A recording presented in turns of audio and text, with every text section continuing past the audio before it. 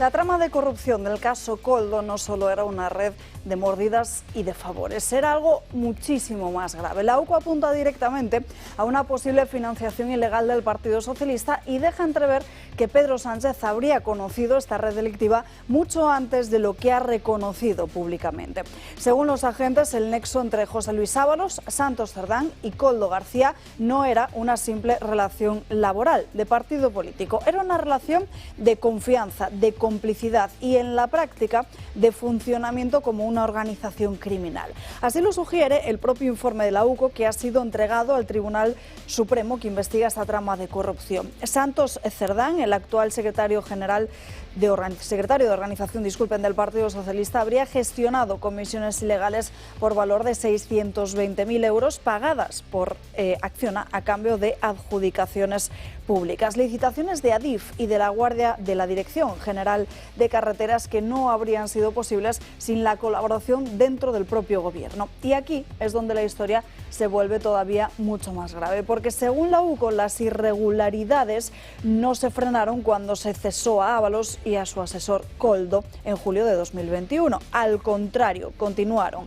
y lo hicieron, según el informe, con la ayuda de altos cargos del Ejecutivo, lo cual deja en evidencia que el problema no era solo Koldo, tampoco era solo Ábalos, ni siquiera solo Cerdán. El problema era, y quizás es, estructural. En un párrafo especialmente demoledor, la UCO afirma que Pedro Sánchez cesó a Ábalos porque ya tenía conocimiento de las mordidas, no por cuestiones políticas, no por desgaste mediático, sino porque se sabía lo que estaba ocurriendo, lo que se estaba robando y también lo que se estaba tapando. De los 4 hombres de la llamada banda del Peuyó, 3 están ya señalados por la corrupción. Solo queda Pedro Sánchez. El informe apunta incluso a la manipulación de las primarias del Partido Socialista, otro episodio muy oscuro que ahora adquiere un nuevo significado. Pero el presidente ha optado por una estrategia muy conocida, muy suya, la del victimismo.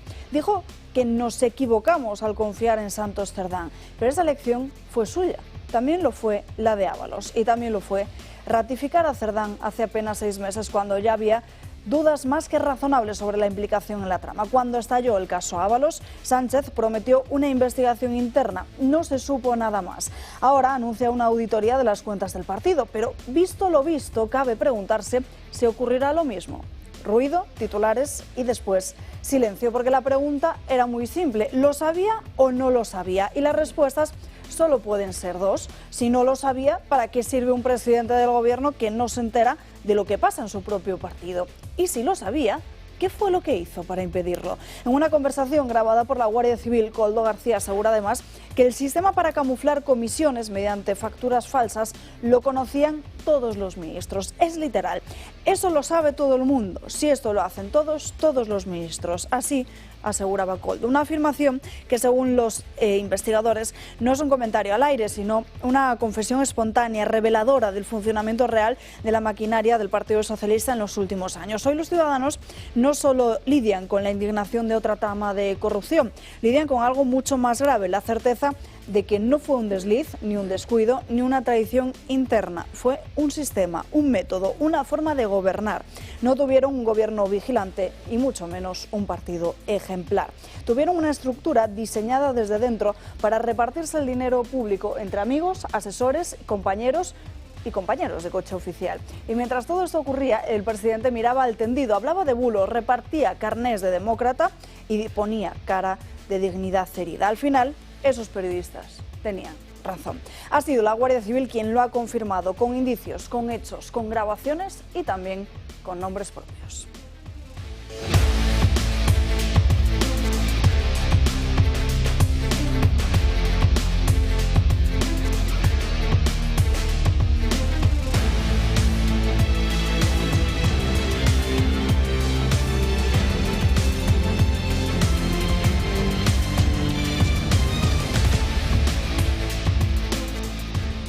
Muy buenos días, terminamos la semana aquí en Dando Caña en este viernes, día 13 de junio, maravilloso día de verano donde el sol bueno, el sol está casi ya en toda España, porque no hay apenas ninguna comunidad autónoma que no tenga unas temperaturas propias de estas semanas del mes de junio. Están que arden también el Partido Socialista en Ferraz después de lo ocurrido en el día de ayer, con esa cara larga del presidente del Gobierno que salía a comparecer pasadas las 6:30, que era la hora a la que fijaba llamaba a todos los medios de comunicación a acudir a la sede del propio PSOE. Ya saben que su fuerte no es la puntualidad, salía a comparecer bastante más tarde, y justo a las 5:15, disculpen, salía a comparecer bastante más tarde.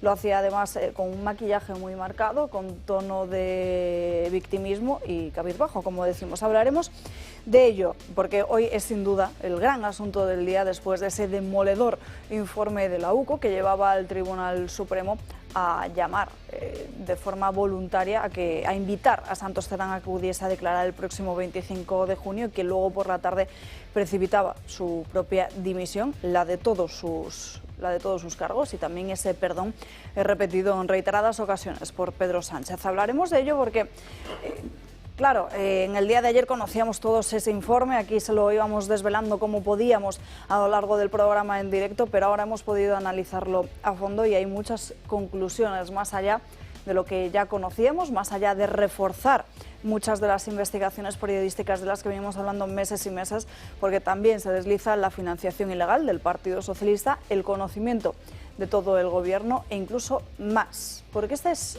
el último informe que conocemos de la UCO. ¿A quién salpicará el próximo? Trataremos de contárselo a lo largo de esta mañana, en la que estamos muy pendientes también de lo que está pasando entre Israel e Irán y de la huelga de médicos. Esos serán los grandes asuntos que trataremos a lo largo de esta mañana, así que les invito a que se queden con nosotros en estas 2 horas y les recuerdo, porque ya se lo adelantaba en el día de ayer José Javier Esparza en El Gato al Agua, pero esta noche a las 9 en punto, aquí en El Toro Televisión, haremos un programa especial para seguir esa marcha que hay convocada por el Partido Santiago Abascal, por Vox, desde el intercambiador de Moncloa hasta la sede del Partido Socialista. Estaremos aquí para contárselo en directo y también para hacer el mejor análisis que puedan ofrecerle en una noche como la de hoy. Comenzamos con el comentario de Josep María Francas. ¿Qué tal estás? Bueno, pues esperanzado, pero ya explicaré. Ayer te perdiste nuestro programa. Claro, eso es lo que me sabe mal, que yo ayer me perdí, lo seguí porque tenía una cita médica con un cardiólogo, con mi cardiólogo de la sanidad pública, del cual merece un comentario aparte otro día, no hoy, porque no es comparable un tema con el otro. Pero, en fin, os fui siguiendo todo el rato que pude, ibas dando la información a medida que ibas pudiendo, alguien iba pudiendo leer el famoso informe, y yo me iba planteando qué podría comentar de esto hoy, porque digo, no vas a hablar de otro tema, ¿no? Pero claro, entre tanto estercolero es difícil encontrar la defecación de un hurón, y entonces pues no sabía exactamente qué, ¿no? Pero, en fin, para hacer una cosa así rápida, así que recurriendo al refranero español, quien mal anda mal acaba, el obrar sigue al ser, Dios los cría y los se juntan, todo eso pues da una idea de que lo que empezó, con perdón, en una casa o en un entorno existencial de casa de citas y cosas así, para después acabar haciendo trampas diríamos, en las votaciones internas de un partido, para después hacer trampas en unas primarias, para después tal, pues acaba como acaba. Y yo creo que nos adelantamos hace mucho tiempo a una cosa que está diciendo ahora casi todo el mundo, que la diferencia entre los anteriores PSOEs y este PSOE es que los anteriores PSOEs, pues mucha gente o alguna de la gente, una vez estaba en el poder, pues perdía la cabeza y se dedicaba al robo directamente. O sea, diríamos, caían en la tentación. Pero que en este caso, y hace tiempo que dijimos aquí que no era eso, sino que habían venido con la tentación caída. O sea, que esos señores no tienen un plan ideológico, tenían un plan de forrarse. Pero, en fin, yo me recordaba y me sigo recordando, y esta noche he soñado con eso, esas películas de la mafia, no sé si hay muchas, ¿no? Pero que cuando uno se porta muy mal, le llevan al campo, le hacen cavar su propia fosa, para después acabar allí. Hay una diferencia, que es que Pedro Sánchez le están haciendo cavar su propia fosa, pero probablemente el que se va a tirar es él. Pero la única esperanza es que mirando al lado hay muchas más fosas, que ha acabado el propio Pedro Sánchez. Por ejemplo, una muy grande, que es para el PSOE, es muy grande, pero va a caber entero. Otra para los compinches de legislatura, hay una fosa que pone Junts, otra fosa que pone PNV, hay todo fositas. Y después hay otras más alejadas, más tristes, más birria de fosa, casi parece una maceta, ¿no? Que son la de los lameculos, que son esta panda de señores que con una tarjeta de periodista no solamente han prostituido su profesión, sino que han vomitado sobre su propia dignidad. Nos acompaña también en esta mesa don Luis del Pino. Muy buenos días, ¿qué tal está? Muy buenos días, en este viernes 13. Mal número si no crece. Para Sánchez. Víctor Manuel Seligrat, ¿qué tal? Muy buenas. Y en último lugar, es un placer tener con nosotros para cerrar esta mesa don Enrique Calvet. Un placer volver a verlo por la mañana. No, el placer es mío, ¿no? De recuperar a mi antigua familia y poder machacar a los pobres televidentes y acompañantes con mi prosa fácil. Pero algo contaré. Desde luego que contará mucho porque... Pero muy contento de volver a estar aquí. El placer es nuestro. Hay mucha tela que cortar, que diría aquel, en el día de hoy, así que vamos a ir por partes, si les parece. ¿Cuál es la reacción que nos llega ahora mismo desde el Partido Socialista? Pues que ese relato de víctima, de que había una conspiración contra el Partido Socialista, que la ultraderecha mediática, la ultraderecha política o incluso la ultraderecha de los jueces, porque también se han amparado en muchas ocasiones que desde la justicia, pues bueno, que salían muchas veces los tribunales a hacer lo que Feijóo no hacía durante el fin de semana o arreglarle el día a los del Partido Popular. Pues ese relato se les ha caído en Ferraz. De hecho, así lo están confirmando diferentes fuentes del partido. Al propio periódico del Mundo se pueden imaginar hoy que todos los periódicos han abierto con esta noticia a toda página en sus portadas, sobre todo en las ediciones impresas. Pero también hay cuestiones muy interesantes en los digitales. Se acabó el mantra, dicen algunos, de que todo era una conspiración contra nosotros. Recordemos, si les parece, esa rueda de prensa de Pedro Sánchez en el día de ayer, en la que pidió perdón, se decidió repartir culpas. Además, también se refirió, porque así le preguntaba un periodista, que además era el penúltimo en preguntarle por ello, que es una cuestión sorprendente. Decía que las primarias del Partido Socialista, las de 2014, porque es a las que se refiere este informe de la UCO, tenían plenas garantías, y negaba esa posibilidad de acudir a un escenario electoral antes de lo previsto. Y lo hago en primer lugar y ante todo para pedir perdón a la ciudadanía. Perdón y naturalmente y especialmente en esta sede, la sede del Partido Socialista Obrero Español, porque el Partido Socialista y yo como secretario general del Partido Socialista no debimos confiar en él. Convocatoria electoral no va a haber hasta 2027, porque como he dicho antes, esto no va de mí, ni del Partido Socialista, ni de los diputados y diputadas del Grupo Parlamentario Socialista en exclusiva. Va de un proyecto político que está haciendo cosas buenas por nuestro país. Los procesos de primarias en el Partido Socialista son procesos con absoluta garantía, pero, lógicamente, la limpieza y las garantías de ambos procesos de primarias son totales, son absolutamente totales. Esta es una organización seria, con independencia de que efectivamente pueda ocurrir algún hecho lamentable como el que usted antes señalaba.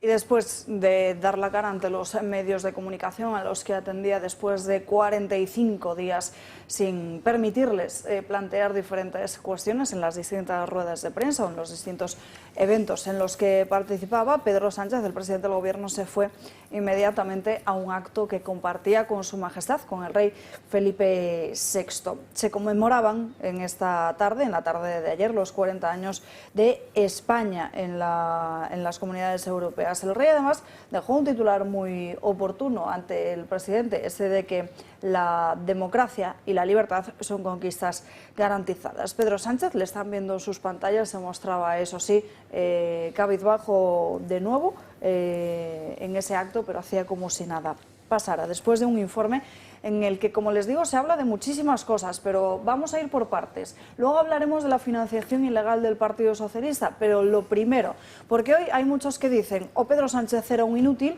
o Pedro Sánchez era un cómplice, es decir, o no conocía lo que pasaba dentro de su partido, sobre todo además porque hace un año dijo que se abriría una investigación después de todo lo que sucedió con José Luis Ábalos. Esa investigación parece que no ha dado sus frutos, porque desde luego hasta hace 2 días seguía defendiendo a ultranza al propio Santos Cerdán. Y hay otra opción, la de que era cómplice, la de que sabía que todo esto estaba pasando. De hecho, en el propio informe de la UCO se resalta cómo en el año 2021 Sánchez cesó a Ábalos. Pero lo cierto es que no existía ningún indicio. Esta mañana, como decía, han aparecido esos indicios. Y son evidentemente indicios graves. El presidente del gobierno, además de pedir perdón, ha asegurado que desconocía lo que ocurría dentro de su partido y salpicaba a su núcleo duro, José Luis Ábalos y Santos Cerdán.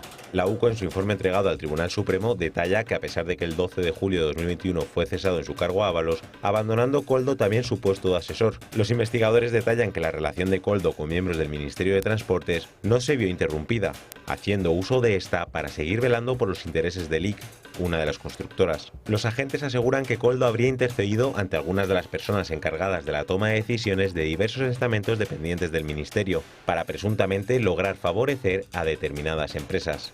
Ábalos fue apartado del gobierno por el supuesto cobro de mordidas. Tanto él como Koldo se estaban haciendo ricos de forma irregular. Sánchez no lo sabía. Muchos encuentros que mantenían los actores de la supuesta trama eran en el propio ministerio. Así lo recoge el documento de la Guardia Civil. Asimismo, habría sido el hecho de que Koldo y Ábalos hubieran podido percibir ingresos por ayudar a otras empresas a espaldas del partido, lo que presumiblemente habría originado su cese en verano de 2021. Sería por esto por lo que José Ruz, uno de los empresarios de la trama, alegó que dejarles fuera del baile no sería conveniente para el PSOE. Adicionalmente, resulta también de interés el hecho de que el PSOE hubiera podido hacer público en el sector de la construcción dicho aislamiento a determinadas empresas. Santos Cerdán, el hombre de confianza del presidente y parte activa de la supuesta trama a la hora de hacer y deshacer contratos y presuntamente cobrar comisiones ilegales, jugaba a sus espaldas. En una conversación entre Koldo García y Santos Cerdán, el exguardia de seguridad le explica cómo funciona el sistema que utilizaban para blanquear las comisiones y deja caer que eso lo ha aprendido de los ministros, que supuestamente también lo hacían. Koldo tiene grabaciones ocultas para tumbar al gobierno y mucho más. La UCO intervino las que guardaba en casa, pero hay cientos más en un lugar seguro al que ni se acerca. Grabó al nivel de Villarejo. Como dice el presidente, ¿no había indicios o se pretendían ocultar? Don Enrique, ¿inútil o cómplice? Ni inútil ni cómplice, sino directamente culpable de atentados de lesa democracia. Ya que hoy he vuelto, me va a permitir que siga con mi manía de intentar ver las cosas con un poco de perspectiva. Por supuesto. Y aislarme un poquito del ruido mediático que está y de las coyunturas y circunstancias y pruebas que están. Y si he pedido primero la palabra es porque yo he sido 27, si contamos con el PSP, pero vamos a poner 27 años miembro del PSOE, de los cuales los 25 primeros a veces con orgullo, a veces con normalidad, y los 2 últimos, sobre todo el último, con mucha vergüenza, que fue porque el último fue el segundo año de Zapatero, no la segunda victoria, el segundo año de Zapatero, porque evidentemente eso se convertía en un albañal ideológico, pero este país tiene un problema de democracia absolutamente fundamental que ha sido fomentado y hecho por esto. Entonces, como miembro que fui de un partido, y de otros, pero vamos, de un partido llamado socialista, porque en estos momentos es que estamos pasando al lado de las cosas más graves. Toda democracia se basa en una serie de valores implícitos que no figuran en las constituciones. Es decir, ninguna constitución va a decir si el fiscal general del Estado es imputado, evidentemente tendrá que dimitir, aunque solo sea para que la justicia pueda funcionar. Eso no lo va a poner ninguna. Es que eso es así, es normal, es implícito. Bueno, pues aquí no se da. En ningún país del mundo Que yo sepa, en ninguna democracia del mundo, que yo sepa, se ha juzgado o se ha... Pero lo que estoy seguro, porque que yo sepa, pero lo que estoy seguro es que si se ha llegado a imputar, ha dimitido inmediatamente. Por proceso y por muchas menos cosas. Bien, pues aquí pasa lo mismo. Es decir, mire usted, ¿qué pasa con este partido? Este señor ha amañado unas elecciones. Es muy difícil creer que no lo supiera. Pero vamos a decir que no lo supiera. Vamos, que no supiera que Santos Cerdán.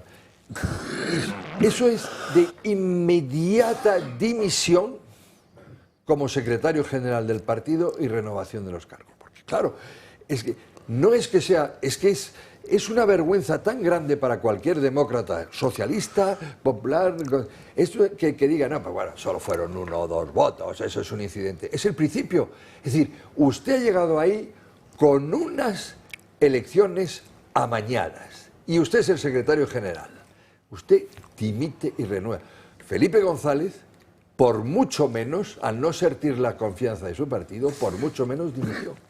Y después, o sea, es que eso es implícito a cualquier sistema democrático. Es decir, usted sabe que se amañó, ni mucho ni poco, es decir, como principio fundamental. Porque después, en fin, todos sabemos lo que fue. Bueno, usted debe dimitir inmediatamente y renovar. Vamos, que eso de una auditoría externa, ¿externa de qué? Bueno, entonces, este país tiene una falta de cultura democrática y él es absolutamente culpable de haberlo promovido.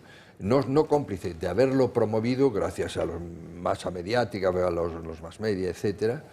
Y eso es muy grave. Este país evidentemente ya no tiene la cultura democrática, no tiene los reflejos democráticos. Es decir, mucho más grave que todo esto, ya era un primer atentado, es la ley de amnistía. Es cuando ya, porque era un atentado directo. No es un problema jurídico, por Dios.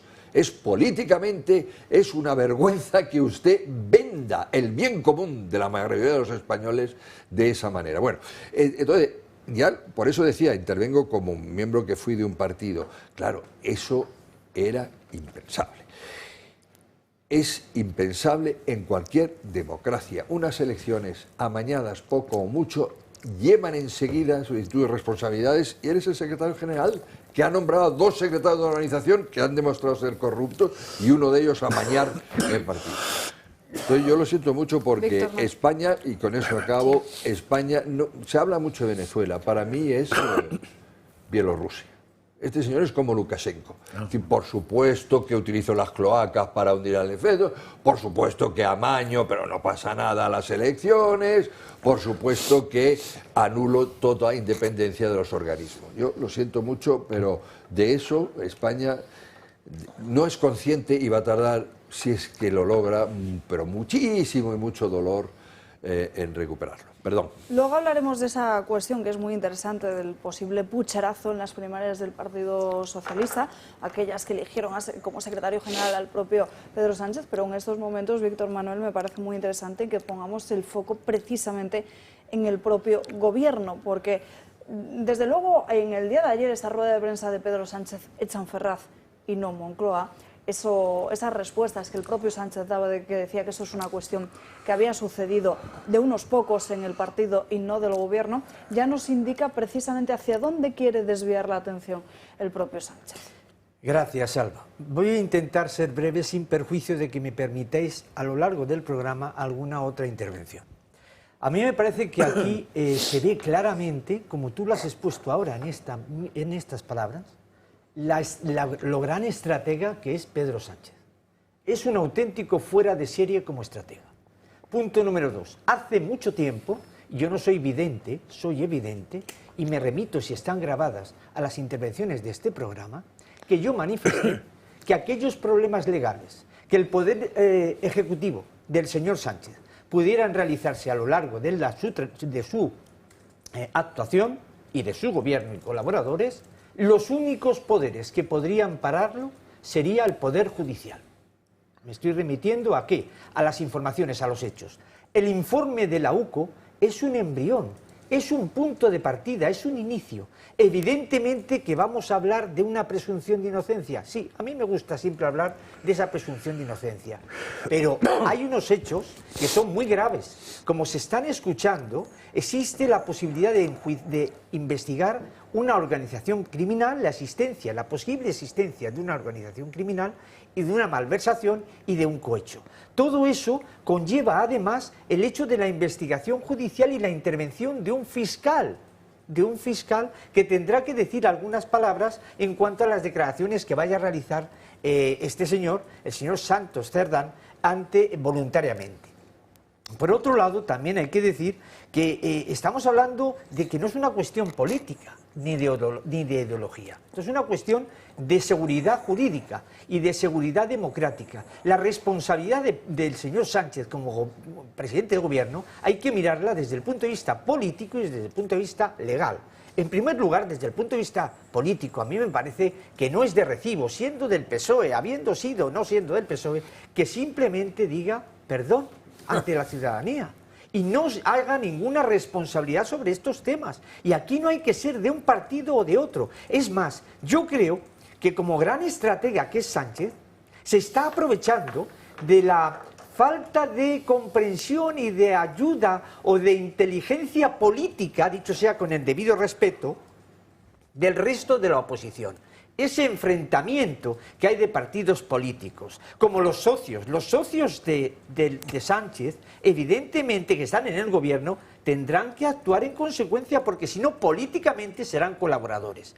En cuanto al tema de la investigación de la UCU, veremos lo que está sucediendo. Veremos también, y luego si tengo la oportunidad lo diré de una manera rápida, quién va a investigar ese tema, porque aquí hay una cuestión muy hábil de estrategia legal. El señor Santos Cerdán, es una humilde opinión, nada más conocer esta situación, a pesar de que el señor presidente de gobierno da como unos hechos que está diciendo perdón y me ha decepcionado el señor Santos Cerdán, ¿qué pasa? ¿Que está él vulnerando la presunción de inocencia? ¿Le considera ya culpable? Son palabras que yo no lo entiendo. Es decir, si yo de un socio y me dice pido perdón al resto de los socios y me ha decepcionado este socio, es porque estoy de hecho considerando que hay algo Bueno, claro, es que turbio. el propio Sánchez dice que está clarísimo y que los indicios... Los indicios son la Exacto, pez. se refiere a que los indicios son indiscutibles. No sé cuál es exactamente la palabra que usa, pero se refiere a los indicios. Los nulos son verdad, dicho. Pero él habla de perdón y de que ha decepcionado. Por lo tanto, ¿qué sucede? Y ya voy terminando. Que en este caso la estrategia que estaba diciendo legal, entiendo que si el señor Santos Cerdán lo que hace es dimitir en su cargo y como parlamentario, ¿quién va a investigar? ¿El Tribunal Supremo o la Audiencia Nacional? ¿Por qué está ahora mismo el Tribunal Supremo? Yo creo que es público y notorio por las intervenciones. ¿Perdón? Porque era aforado. No, no es porque era aforado, estimado Francas. En mi opinión es porque hay un aforado que está siendo investigado. Ya termino, Alba. Que es el señor Ábalos. Bueno, en consecuencia, como hay un aforado que está siendo investigado, si hay posibles conexiones con Santos Cerdán, con el aforado que está investigado, entonces debería de ser el Tribunal Supremo quien lleve ese proceso de investigación. Si no es así, entonces deberá de irse a la Audiencia Nacional de aquellos que no son aforados. Y por último, lo que puedo intervenir. Es curioso, y dicho sea en un lenguaje gracioso, que estén negociando la amnistía Santos Cerdán y Puigdemont un tema de estas características de estas dos personas. No quiero cortar yo a nadie en el día de hoy porque sé que todos tenemos muchas ganas de hablar de este asunto, pero les recuerdo aquí en la mesa que va a ser el gran asunto de la mañana y les pido intervenciones más cortas porque llevamos ya casi media hora de programa y todavía no he escuchado a don Luis. No, no me dejan hablar, no puede ser. Bueno, vamos a ver, ayer el Censurado. presidente de la Lo Moncloa boicoteamos. compareció para decir, muy compungido, que se acababa de enterar esa mañana: eres un mentiroso, Pedro Sánchez. Nombraste a Santos Cerdán a sabiendas, porque lo conocías desde 2014 de la estrecha amistad con Koldo García, implicado en la trama de corrupción. Es imposible que no te plantearas, hombre, estará también pringado. Pero es que además las primeras noticias que apuntaban directamente a que Santos Cerdán era un corrupto son de noviembre de 2024, es decir, hace ya muchísimos meses. ¿No te planteaste cuando Aldama dijo que le había soltado 15.000 euros a cambio de que se desenfadara por una concesión de obra pública? ¿No te planteaste investigar nada, Pedro Sánchez? Eres un farsante. no es ni cómplice ni idiota, es el jefe. Pedro Sánchez iba en el Peugeot con Aldama, con Koldo y con Cerdán, que son los que al final le llevan en volandas a la Secretaría General del PSOE y después a la Moncloa. Pedro Sánchez es el jefe de una trama corrupta y desde luego si hay alguien en España que piensa que es casual que nombre a un número 2, Ábalos, que es corrupto, le sustituya por otro número 2, Cerdán, que es corrupto, y que además la mujer sea corrupta, el hermano sea corrupto, su fiscal general del Estado sea un delincuente y que Pedro Sánchez no se entera de nada, si alguien se cree eso, pues hombre, le informo de que tengo un sobre con estampitas en casa que a lo mejor le podría interesar, ¿no? A ver, si yo vi trozos de lo de ayer por la tarde de Pedro Sánchez, porque ya sabéis que no, os lo digo siempre, que no me interesa seguirle nunca, porque que me toman el pelo ya me lo han tomado mucho. Y me pareció un tío con lágrimas de cocodrilo, en cuanto a que estaba falseando. Pero después encontró la definición y es mucho más interesante, porque el origen de esa expresión viene del momento en que los cocodrilos devoran a sus presas y como consecuencia lloran. O sea que ayer estaba devorando a Santo Cerdán y compañía, sí, y como consecuencia ponía esta cara.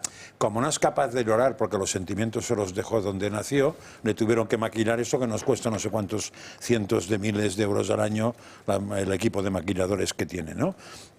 Pero, en fin, sobre todo me ha parecido muy interesante cuando dice lo de que las primarias en el PSOE siempre han sido limpias. Un tío que le pillaron haciendo trampas en el comité ejecutivo detrás de una cortina. Sí. Alfonso Guerra, que lo comentó el otro día, hace poco en una entrevista, dijo que lo que no era normal es que un partido hubiera aceptado que un señor que hubiera hecho trampas de esa manera pudiera llegar a presentarse como secretario general más adelante, sino inhabilitarle de por vida políticamente, porque democracia y Sánchez son dos conceptos absolutamente incompatibles, no hay ninguna duda. De todos modos, lo que nos viene es mucho mejor, porque Aldama, tanto ayer por la noche como esta mañana, ha avisado... de eso vamos a hablar. Pues de eso vamos a hablar y para ello tengo conexión en directo con Teresa Gómez, que es periodista de The Objective. Teresa, muy buenos días. ¿Qué tal? Muy buenos días. Bueno, antes de hablar de lo que dijo ayer Víctor de Aldama, de lo que en The Objective publicasteis ya hace bastantes meses, te pregunto por otra cuestión que te he leído precisamente en estas últimas horas, porque estábamos hablando aquí de cómo esta trama, desde luego, no podría existir, o es lo que considera la UCO en algunos de sus párrafos del informe, sin el conocimiento del propio gobierno. Sin embargo, a ti te ha sorprendido esa frase de la UCO en la que se refiere a espaldas del partido cuando el propio Sánchez cesó a José Luis Ábalos. De hecho, lo que tú reflexionas es que una cosa era que Pedro Sánchez podría saber lo que estaba sucediendo, pero que como era para el partido no pasaba nada, pero que podría haberse encabreado y mucho cuando se enteró de que precisamente eso se hacía sin el partido. Así es. De hecho, en el propio informe, bueno, pues se describe perfectamente cómo funcionaba una organización criminal que, por supuesto, se tiene que valer con varios miembros del gobierno, y estos miembros no son solamente Koldo García Izaguirre, Ábalos y Santo Cerdán, sino con la connivencia de todo un gobierno para poder realizar estas corruptelas. Y es por el siguiente motivo.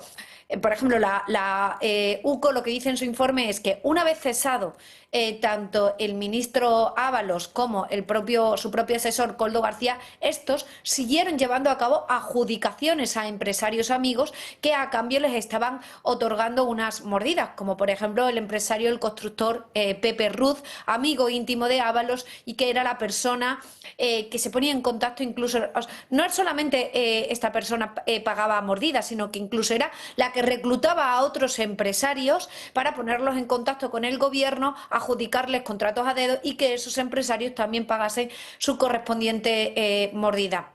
Y esto sí que queda una parte de ello. Otra parte es la que hemos publicado en The Objective, cuando pudimos entrevistar a ese testigo de los hechos que formaba parte y que estaba presente en esas reuniones de ese llamado grupo acelerador, que era como ellos lo llamaban. Bueno, la UCO sí que dice que después de que estas dos personas cesaran, los delitos se siguieron cometiendo, pese incluso a que Cerdán no tenía ningún puesto dentro del gobierno. Por ende, se sirvieron por miembros del gobierno para seguir la corrupción pese a no formar parte ya de él. Eso por un lado. Y luego por otro, la UCO también dice en una parte del informe que a mí me parece muy revelador, porque a día de hoy Sánchez todavía no nos ha contado por qué cesó a Ábalos. Y lo que dice la UCO en el informe, y estoy convencida que es porque la UCO tiene más información que veremos en los próximos documentos, y lo que dice la UCO es que se enfadaron, que lo que pudo propiciar el cese de José Luis Ábalos era que comenzaran a cobrar comisiones a espaldas del partido. Es decir, no que cobrasen comisiones, sino que lo hicieran a espaldas del partido. Y lo que a nosotros nos dice una persona cuando le entrevistamos en marzo de este año, lo que nos dice es que él estaba presente en esas reuniones, nos señala directamente a Pepe Ruz como una de las personas claves en las reuniones del grupo acelerador y nos dice que también estaba presente Aldama. Nos dice que en esas reuniones que se celebraban en la Tragantía, en el restaurante La Tragantía, y anteriormente en un primer momento, en la Tragantía y de ahí pasaron a la Chalana, nos dicen que la función era acelerar contratos públicos, ayudar a determinados empresarios a obtener esos contratos públicos y a cambio al empresario le pedían en torno al 15 y el 20% de la adjudicación para el Partido Socialista. Esto es lo que decía Koldo en esas reuniones. El 15-20% de lo que vayas a recibir no lo tienes que devolver porque tiene que ir para las arcas del partido. Y luego otra parte iba para el político de turno que había ayudado en esa adjudicación. Esto es lo que nos narra este testigo ante las cámaras de Dostoyevski en marzo y ahora se ha podido reflejar buena parte de esta información de manera documentada en los informes de la UCO. Por ende, lo que molestó a Sánchez no fue que cobrasen mordidas para el partido y, por tanto, que hubiese una presunta financiación ilegal del propio Partido Socialista, sino de que Santos Cerdán y Ábalos comenzaran también a cobrar por su cuenta estas mordidas. Lo que también nos cuenta este empresario es que Ábalos se solía pasar al final de la comida para dar esa imagen porque los que estaban presentes eran Koldo, que en aquel momento no era una persona muy conocida, Pepe Ruz, que era un empresario, pero no había ningún representante del gobierno en esas comidas. Entonces, lo que hacía Ábalos era, llegar a los postres para dar esa imagen de que el partido estaba y que el gobierno estaba detrás de esas adjudicaciones. Y lo que nos dice este empresario es que Koldo siempre llamaba a Santos Cerdán y cuando algún empresario tenía alguna duda, lo que hacía Koldo siempre era: espera, que esto lo tengo que comentar con Santos Cerdán. Entonces, aunque Santos Cerdán no apareciese nunca en esas reuniones, sí que lo tenían como la persona que tenía que dar el ok a cada gestión que se realizaba dentro de ese grupo acelerador. Bueno, eso, Teresa, precisamente es lo que señalaba, que el propio Víctor de Aldama decía ayer, de esas comisiones del 20% para el Partido Socialista. Este, desde luego, es un informe de la UCO, el último que conocemos, pero no sé si tienes más información de a qué ministro va a salpicar el próximo informe de la UCO, porque todo parece apuntar hacia Canarias. Sí, todo parece apuntar hacia Ángel Víctor Torre, incluso también hacia Armengol. No sé cuál es el próximo que va a salir. Es cierto que estaba pendiente por salir un informe de Air Europa y de Begoña Gómez, que por el momento no ha salido. Entonces, ahora mismo no sé cuál va a salir, pero lo que estoy convencida es que después de los últimos registros realizados a estas empresas, pues ahora los agentes tienen que realizar nuevos informes que serán mucho más detallados y veremos también la participación no solamente de varios miembros del gobierno, sino también hasta qué punto era responsable Pedro Sánchez, porque ya es el único que falta, es decir, todo su núcleo ya está totalmente acreditado que cobraban mordidas y que estaban vinculadas a esta corrupción. Ahora lo que queda por averiguar, o más que averiguar, que de algún modo ya se ha podido deslizar, pero lo que queda por demostrar es hasta qué punto el presidente del gobierno conocía estos movimientos por parte de sus personas de mayor confianza y también por saber, bueno, por demostrar esa presunta financiación ilegal del Partido Socialista, porque entonces ya sí que se tendría que imputar al Partido Socialista como persona jurídica en la causa. Teresa Gómez, muchísimas gracias por estar con nosotros en directo. Seguimos leyendo porque el Tiempo ha confirmado precisamente que lo que se publicaba, desde luego, no eran bulos. Muchísimas gracias, Ana. Nos vamos a la primera pausa de publicidad del día de hoy, pero antes de todo eso presten mucha atención porque seguramente desde hace algún tiempo sientan que tienen las piernas pesadas, hinchadas o doloridas. Si les cuesta caminar, descansar o incluso dormir cuando aprieta el calor, pues no están solos, porque miles de personas sufren cada verano los mismos síntomas: varices, calambres, ardor, cansancio extremo. Pero hay una forma sencilla, eficaz y al alcance de su mano para empezar a sentir alivio desde hoy mismo. Se llama presoterapia y está recomendada por profesionales para activar la circulación, reducir la inflamación y devolver a sus piernas esa sensación de ligereza y bienestar que tanto echa de menos. Y lo mejor es que puede hacerlo usted mismo, sin moverse de casa, sin citas previas, sin complicaciones y con un equipo muy fácil de usar. Con solo unos minutos al día sus piernas se relajan, se deshinchan y recuperan la comodidad. Incluye además un accesorio abdominal perfecto para aliviar el estreñimiento, los gases, los dolores de espalda baja o la incontinencia, y otro para los brazos, ideal para la flacidez o dolores articulares. Este equipo cuenta con servicio técnico en España y hasta 10 años de garantía. Es una inversión en su calidad de vida, en su salud y su paz mental. Llame ahora al 919-997-910, porque las 50 primeras personas que llamen tras este anuncio van a recibir un 30% de descuento. No dejen pasar esta oportunidad. Llame ya al 919-997-910, porque su salud es su prioridad.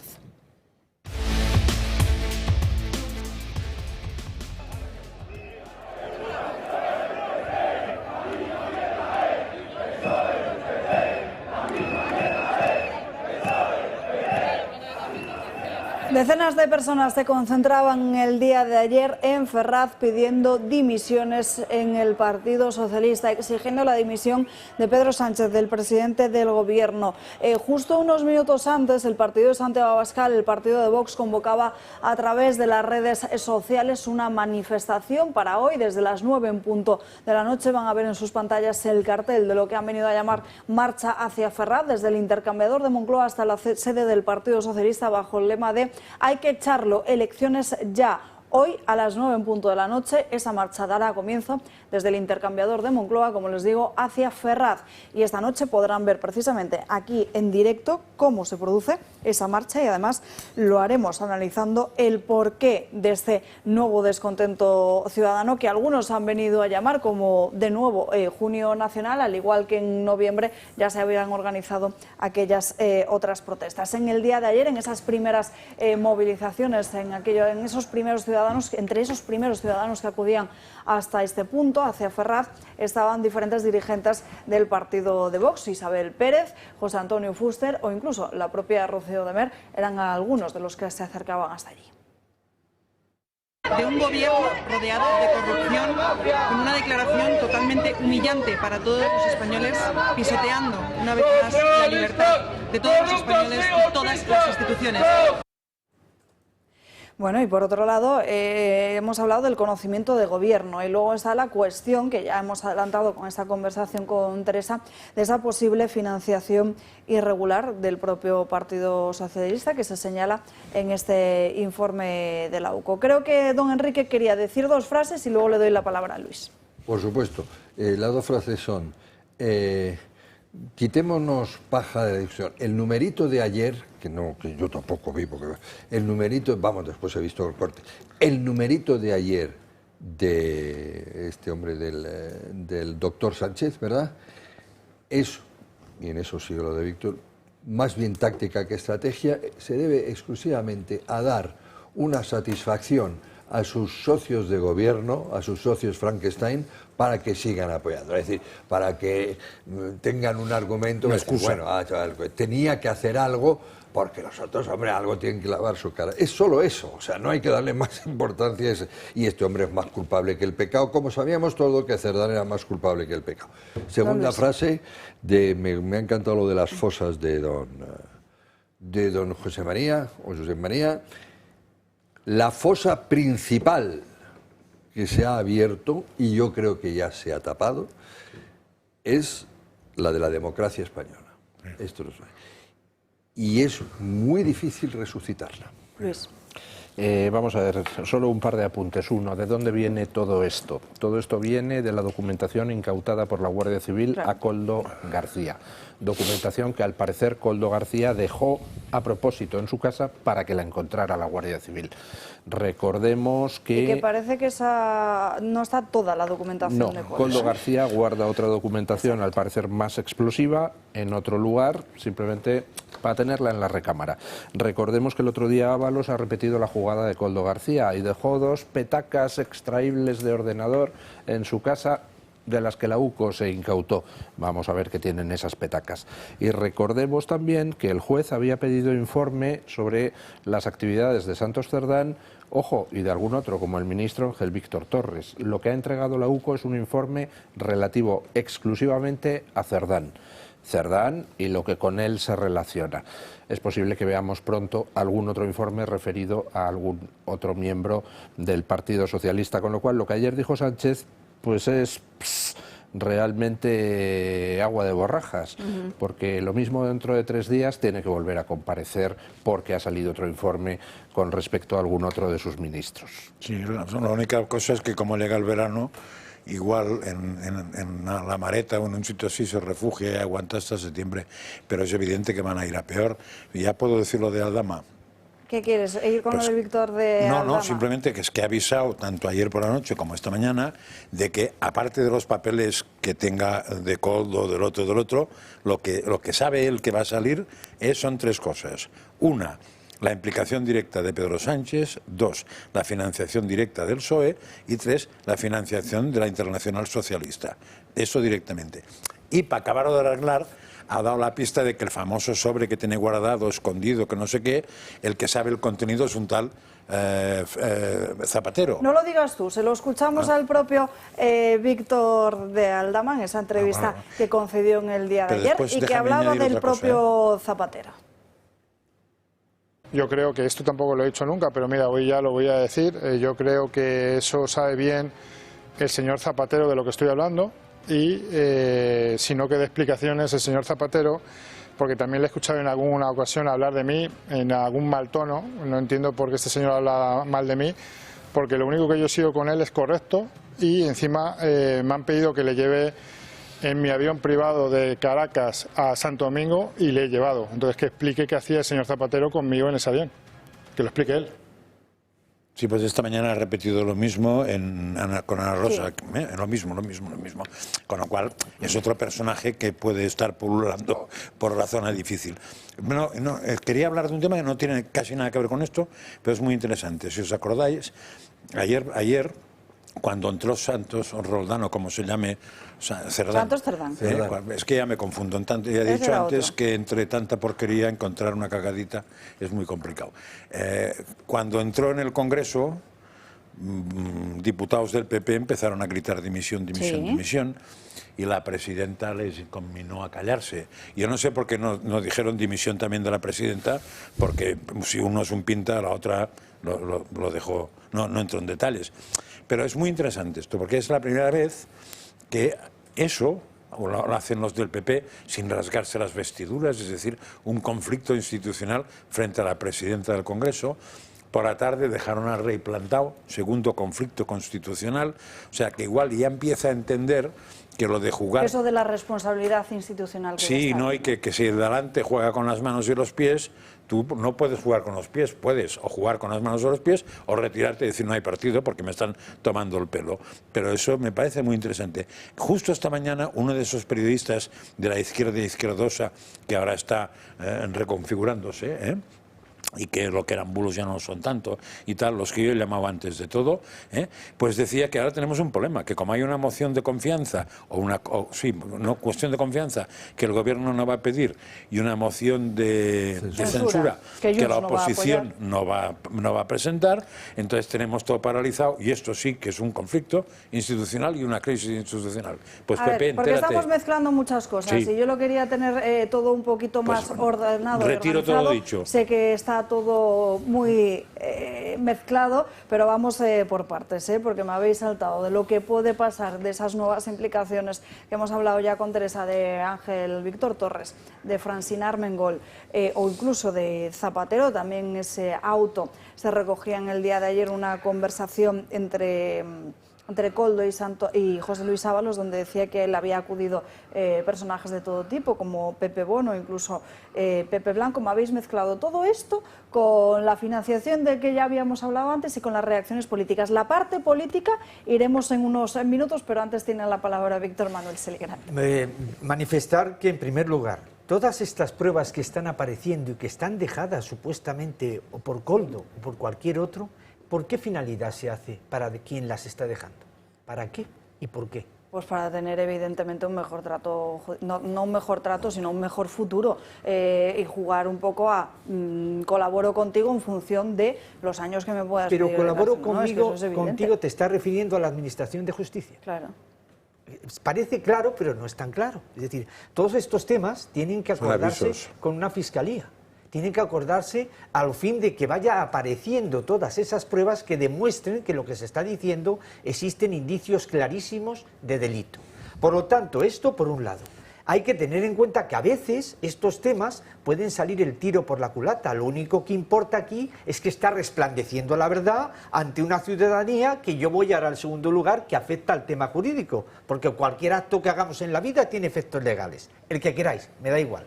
Pero hay uno muy sencillo. ¿Cuál es el índice de voto ahora mismo en favor de Sánchez? Depende de la encuesta. Depende de las encuestas y de si usted se las cree. Sí, haga como Winston Churchill y no se crea ninguna encuesta que no haya manipulado usted mismo. Yo pregunto, en el CIS entonces, ¿qué encuesta puedes creerte del índice de votos después de lo que está saliendo y que tiene? Esto es un embrión, es decir, esto tiene que seguir evolucionando de todo lo que vaya. Sánchez está en el 27%, 28%. ¿Pero ha subido, ha bajado? No, Sánchez va bajando, obviamente. Bueno, señores, nos vamos a ir a la siguiente pausa de publicidad. Enseguida continuamos hablando en la mesa. Pero si creían que no les iba a hablar hoy del Club de Amigos, estaban muy equivocados, porque no se imaginan lo que supone para nosotros, para este programa, para esta televisión, cada una de esas altas, porque por mucho que ustedes piensen que esa ayuda es mínima, desde luego esa ayuda es muy grande, y también un agradecimiento mutuo de ustedes a nosotros, es recíproco, porque desde luego nosotros sin ustedes no existiríamos, y ustedes, los seguidores y telespectadores, también quieren que continuemos vivos, o así nos lo hacen saber. Anoten también en sus agendas las actividades que prepara el Club de Amigos, porque la próxima semana, el jueves 19, está muy completito. Por la mañana nos vamos a desayunar con don Luis del Pino y también con todo su equipo. Comentaremos toda la actualidad con él, con Carmen Carbonell y también con el resto del equipo. La cita es aquí, a las 10 de la mañana, en la sede de Radio Libertad. Y si no tienen su libro, que sepan que se lo pueden llevar también firmado, Yo el difamado. Y por la tarde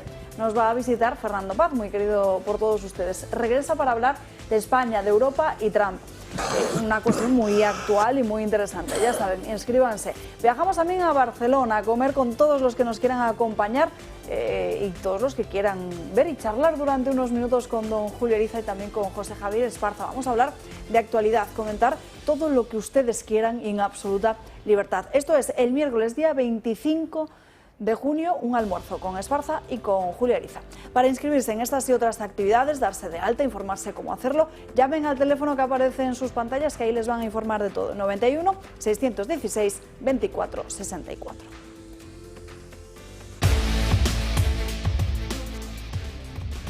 Ya estamos de vuelta, nos vamos acercando a la 1 en punto de la tarde y si les parece vamos ya con esa lectura de la política, porque en el día de ayer, por supuesto, las reacciones no se hacían esperar y una de las que más llamaba la atención era la de Chivite, que se rompía a llorar al hablar de Santos Cerdán.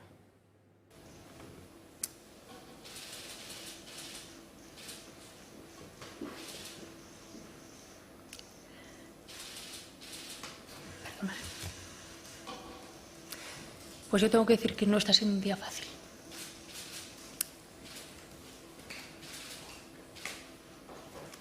Lo he leído, y como digo, lo he leído en diagonal, no en profundidad. En el informe de la UCO pues no se corresponde a la persona con la que yo he compartido mi carrera política, que es mi compañero de partido y mi amigo. Bueno, cuando los presuntos corruptos eran otros, la dureza era mayor, porque fíjense lo que decía el propio Partido Socialista contra el PP, que aquí en política no bastaba con pedir perdón, que había que reaccionar frente a la corrupción. No solo escribían sobre ello a través de Twitter, sino que también el propio Pedro Sánchez lo verbalizaba una y otra vez en muchos actos a los que acudía. El señor Rajoy, que sigue callado, que sigue de perfil y que no pone en marcha ninguna medida para regenerar la vida democrática en nuestro país y para luchar contra la corrupción. Lo único que hace es pedir perdón.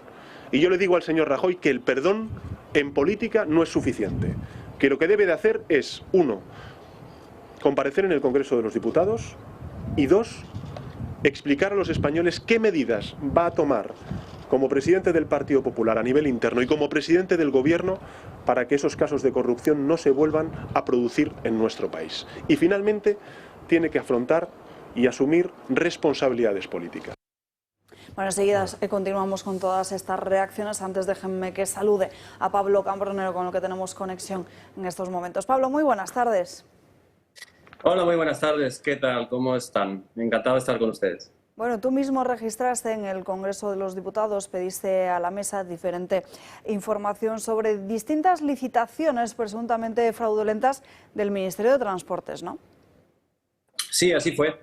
Fue en junio de 2022. Pues presenté una pregunta concretamente que hablaba de 3 licitaciones de Adif que nos habían llegado informaciones de que podían ser incluso fraudulentas, presuntamente. Y bueno, preguntamos directamente al Gobierno a través de una pregunta parlamentaria qué pasaba con esas 3 licitaciones que parecían estar amañadas.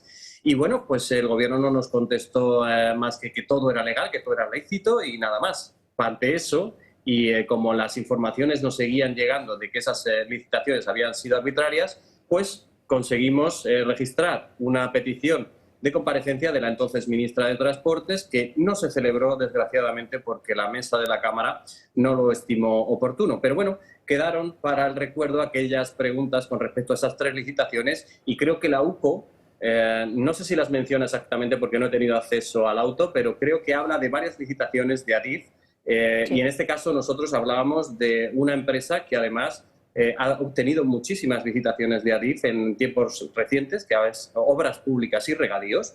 Y bueno, pues no sé si la UCO la menciona exactamente, pero es cierto que todo ya apuntaba a que algo estaba pasando ahí dentro y nos llegaban las fuentes precisamente desde dentro de Adif. Bueno, y luego también Acciona, por lo que hemos visto en el propio informe de la UCO, era también esa empresa que pagaba mordidas a Cerdá. En fin, Pablo, contigo intentamos hablar de forma semanal porque esta especie de... Bueno, cuando se despilfarra dinero público, desde luego tú lo vas mirando al detalle, pero aquí estábamos hablando de cantidades millonarias y no solo de estos últimos años, sino desde la época desde hace más de 10 años que habría comenzado en Navarra. Así es, desde luego yo desde que ya aterricé en el Congreso, desde que cogí posesión de mi escaño y cuando ya me fui al grupo parlamentario mixto a intentar trabajar un poquito en libertad, pues bueno, yo ya empecé a recibir todo este tipo de informaciones previas precisamente a lo que era mi labor como diputado. Y bueno, durante mi propia labor como diputado me llegaban informaciones de empresas, incluso de empresas públicas, léase Adif o cualquier otra, que hablaban precisamente de estos dineros que parecía estar repartiéndose unas licitaciones que se daban con fraude de ley, presuntamente, y que, bueno, pues decidimos presentar en la Cámara, preguntar al Gobierno, y el Gobierno pues se escabulló de la manera que pudo. Y, bueno, también hablamos, como ha comentado, de Acciona, porque, por ejemplo, la Agencia Española de Cooperación Internacional al Desarrollo otorgaba contratos millonarios a Acciona, y Acciona a su mismo tiempo pues hacía estas labores en Filipinas y en Panamá, por ejemplo, que eso también lo hemos publicado. Y bueno, pues parece que hay un gran entramado, mejor dicho, un gran entramado, y se está empezando a atar un cabo con otro y se está viendo que la madeja es bastante grande, que afecta a toda la cúpula del gobierno y que es difícil que salgan de esta sin tener que dar explicaciones en un juzgado y en el banquillo donde deberían sentarse y donde ya se sientan algunos de ellos. No, desde luego iremos viendo cuáles son las próximas informaciones, porque así llevamos durante toda la mañana, viendo también qué más puede pasar, porque de aquella famosa banda, del núcleo más cercano, solo queda a Pedro Sánchez, así que lo iremos viendo. Pablo Cambronero, muchísimas gracias por atendernos en esta mañana, aunque hayan sido solo unos minutos. Un abrazo muy fuerte. Muchísimas gracias a vosotros por darme voz y también a mi trabajo, que es un privilegio contarlo con ustedes.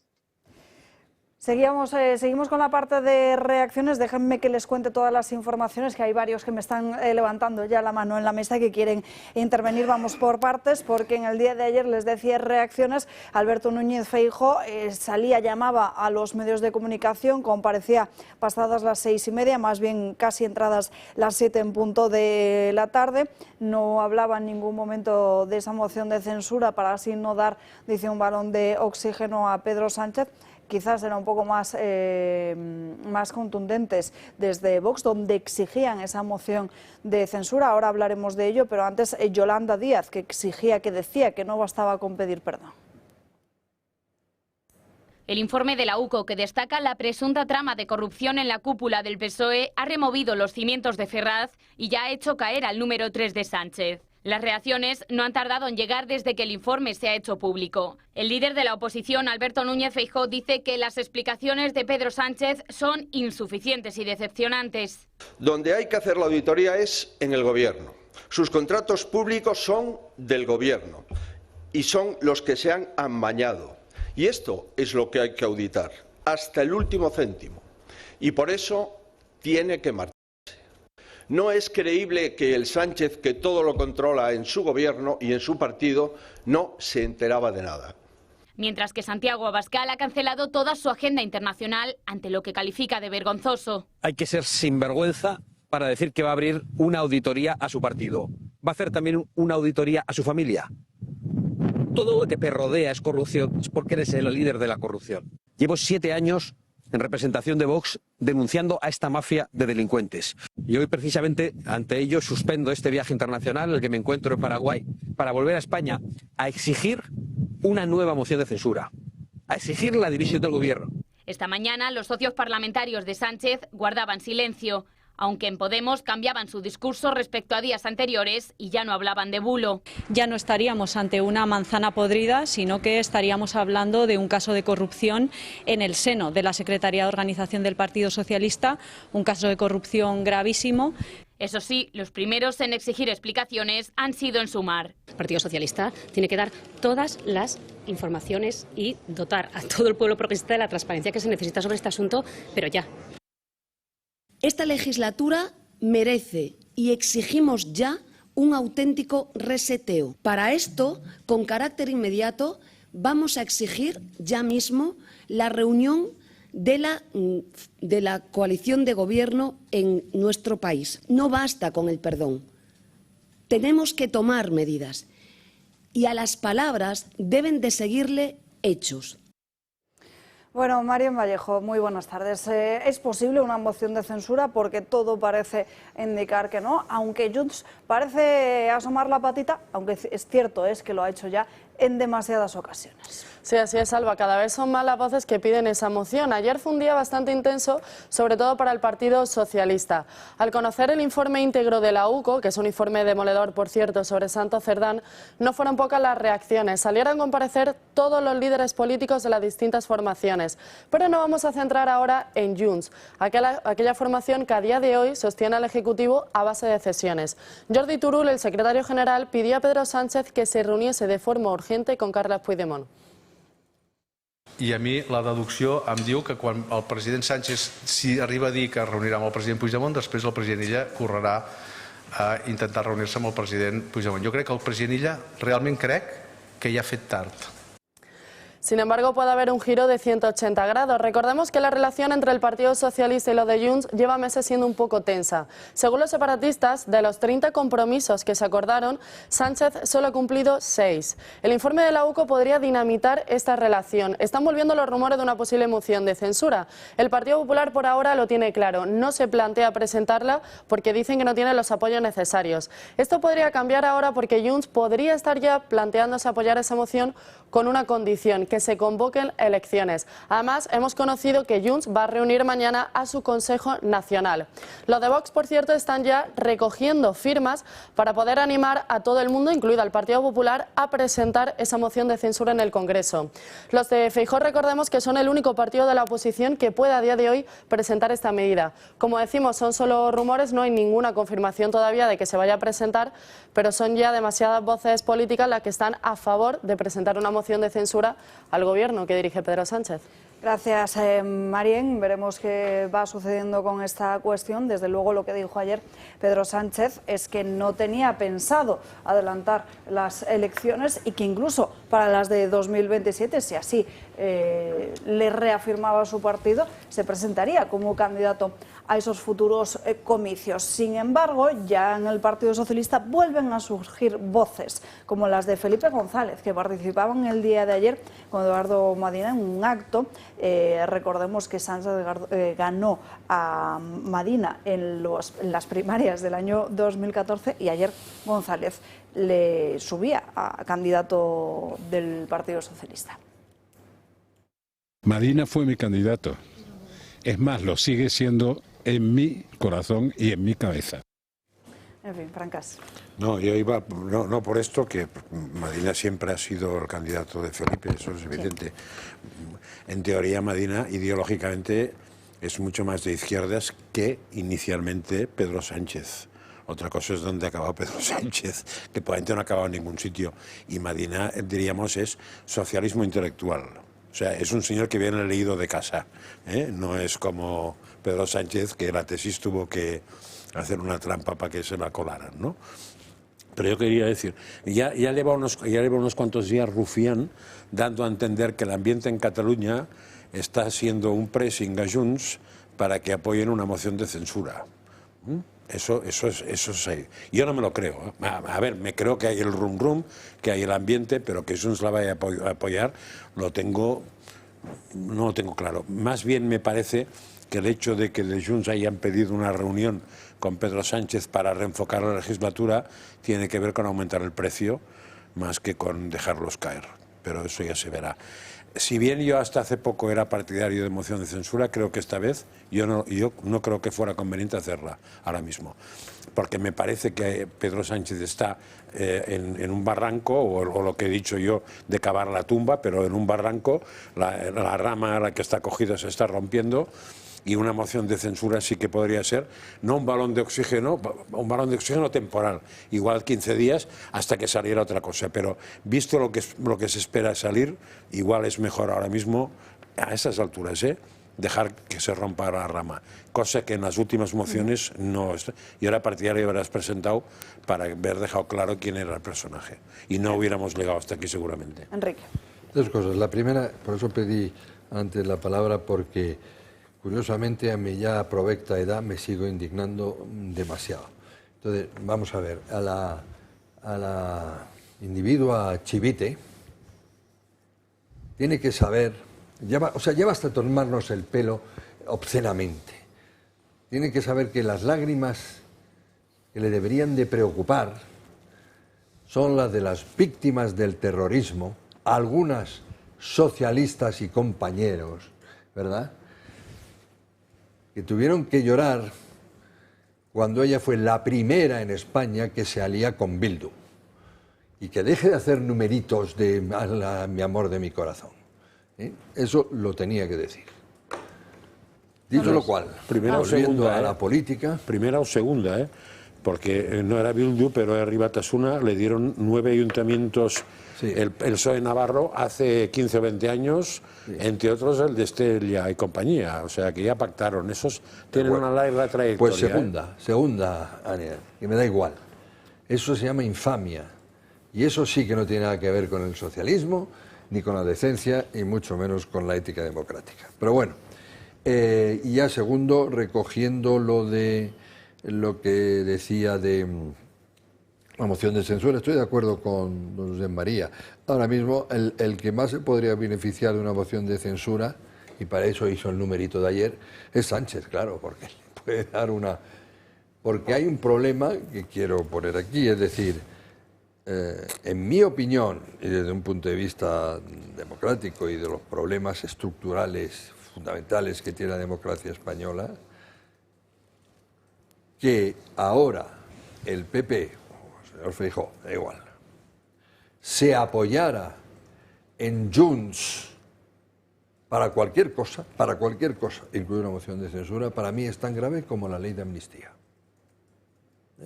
Es un atentado de lesa sociedad, en mi opinión. Entonces, no le interesa ahora maridarse con... Ni ahora ni nunca, yo creo, ¿verdad?, hasta que estén en la cárcel y cambien sus estatutos y lo que quieran, no le interesa ahora.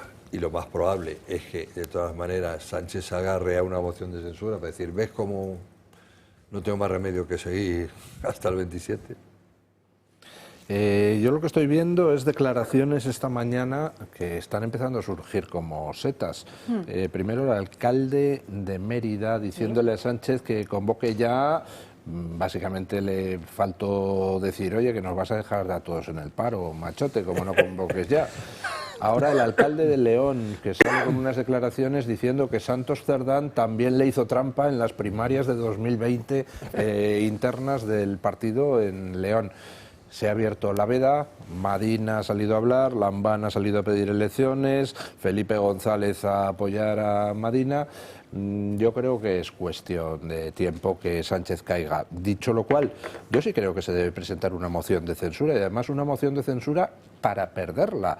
El objetivo de una moción de censura no es únicamente llegar al gobierno, también es retratar al gobierno y a todos sus socios.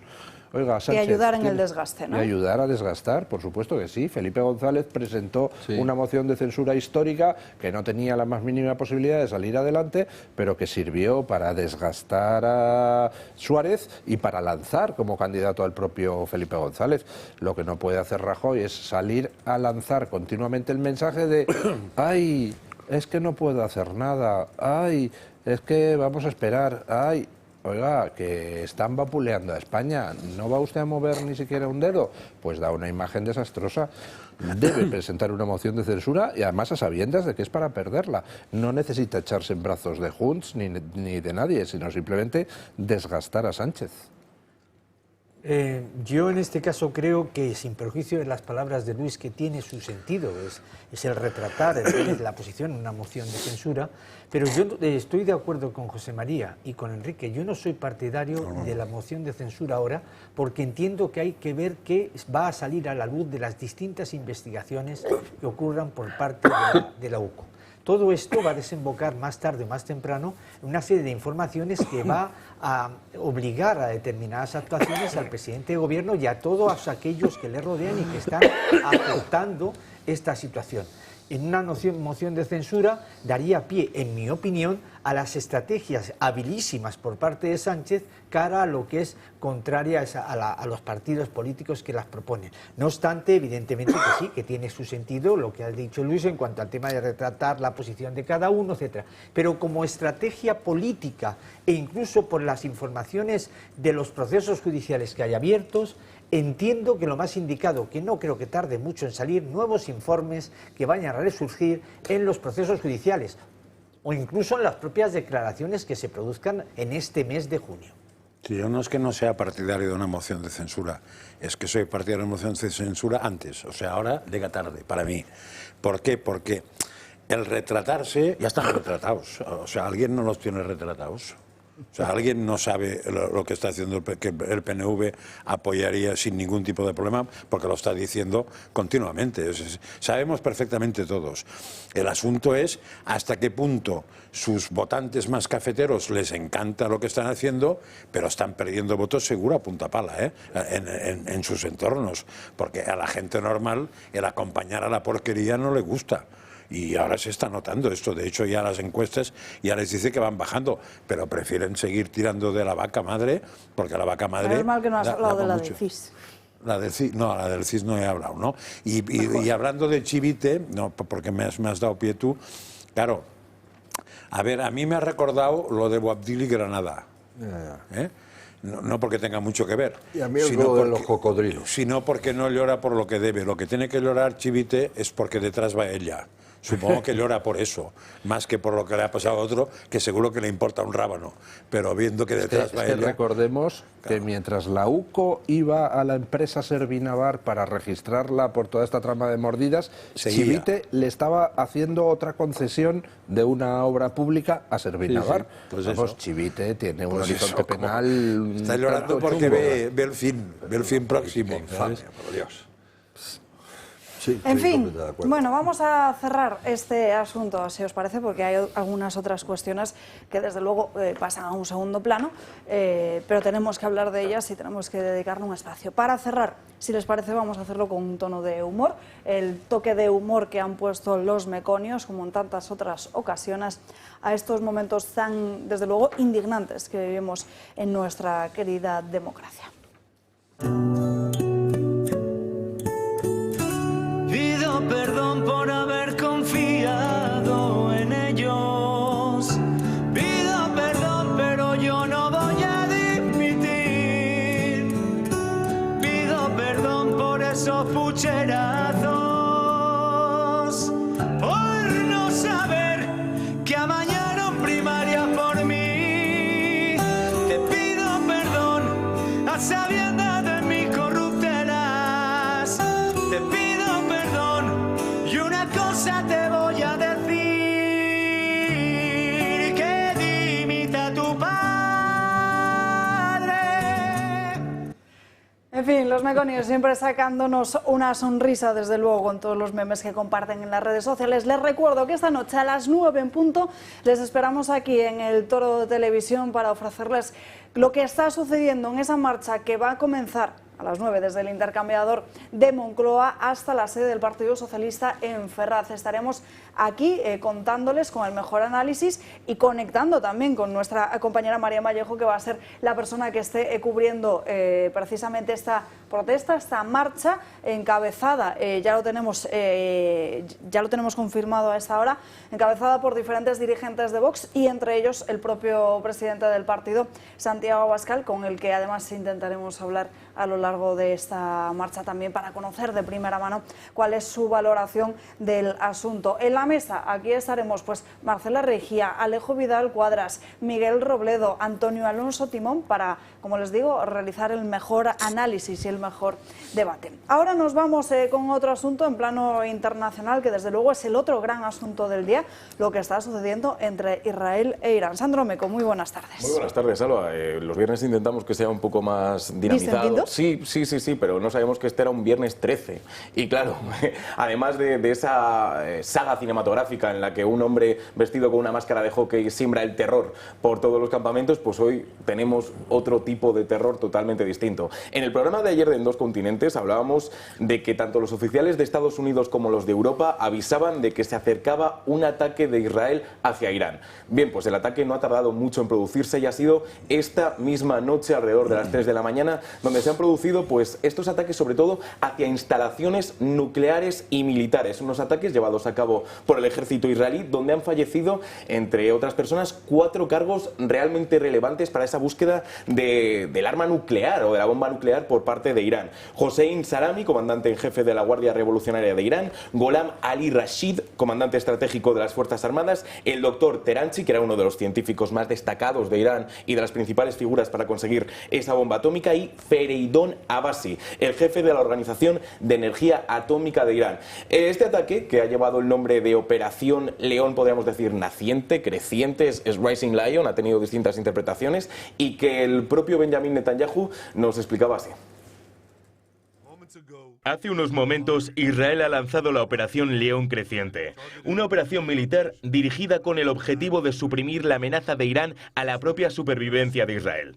Esta operación continuará tantos días como sea necesario, hasta eliminar esta amenaza. Durante décadas, los tiranos de Teherán han clamado públicamente por la destrucción de Israel.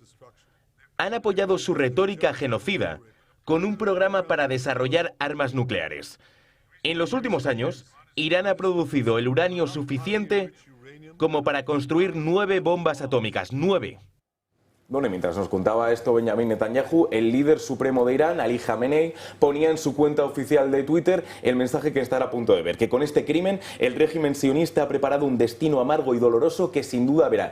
¿Qué destino era ese? Pues parecía que la respuesta iba a ser el envío de 100 drones que pueden estar a punto de verlo en sus pantallas, unos drones que, según las informaciones, alcanzaban una velocidad máxima de 185 kilómetros por hora y que, a ver, el hecho de que tenga esa velocidad y con la distancia que hay entre Irán e Israel, estimaban que podía llegar a su destino en unas 5 o 6 horas.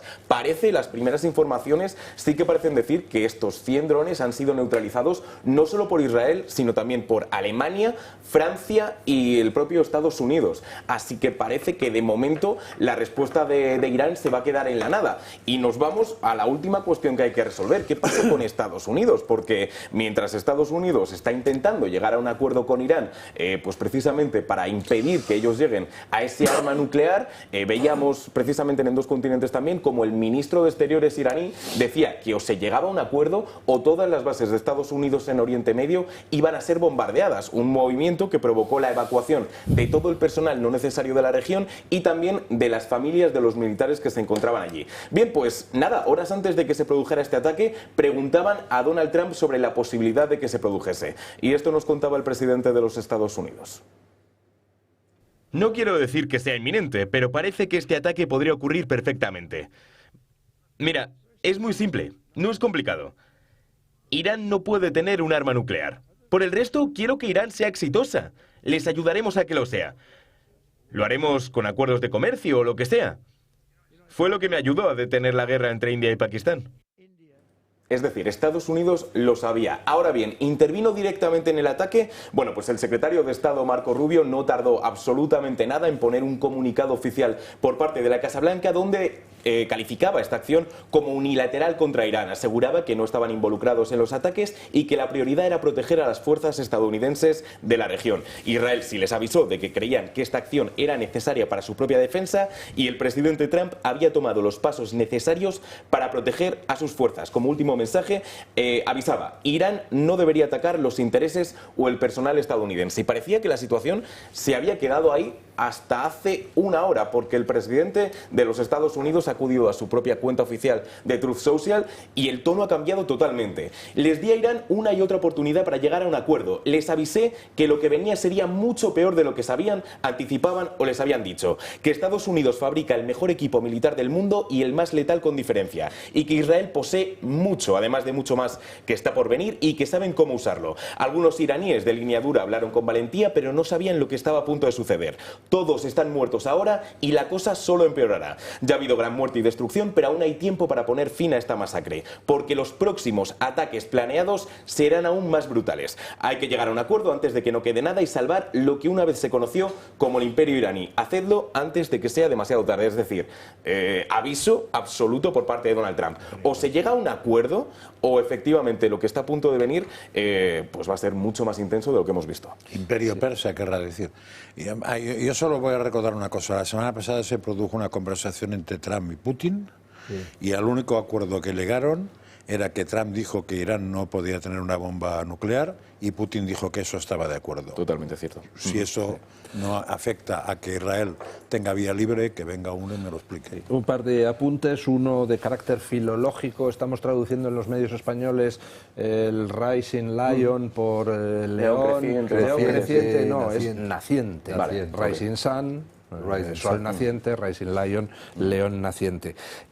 Y una segunda cosa, evidentemente Estados Unidos ha dado el ok al ataque, pero eso no lo puede decir en público. ¿Por qué? Claro. Porque si Irán responde y mata a americanos en bases americanas en la zona, entonces la culpa recae en cierto modo sobre Trump. Es que hemos atacado. Mientras que si Trump dice yo no he tenido nada que ver, aquí yo os ofrezco un acuerdo de paz patatín patatán, pues entonces si Irán ataca a Estados Unidos, toda la culpa se vuelca contra Irán, ¿no? Poli bueno, poli malo, juegan los dos. Don Enrique. Sí, yo creo curiosamente, porque generalmente estas cosas son muy opacas y tal, y no se sabe todo, lo sabe el Mossad y la gente, pero parece bastante clara la dinámica aquí. Yo creo que Trump, de alguna manera, ha parado todo lo que ha podido, aguanta a ver si lo consigo sin esto, durante mucho tiempo, es decir, si consigo que realmente Irán tenía que aceptar desmantelar muchas de sus cosas bajo inspección internacional, etcétera, porque Irán ya estaba a punto, ¿no? Y eso lo sabe mejor que nadie los servicios secretos israelíes. Y como no ha funcionado, debe estar esa idea, o hay un acuerdo o te bombardeo, y como no ha funcionado, pues no se ha opuesto, como muy bien ha dicho, al Israel.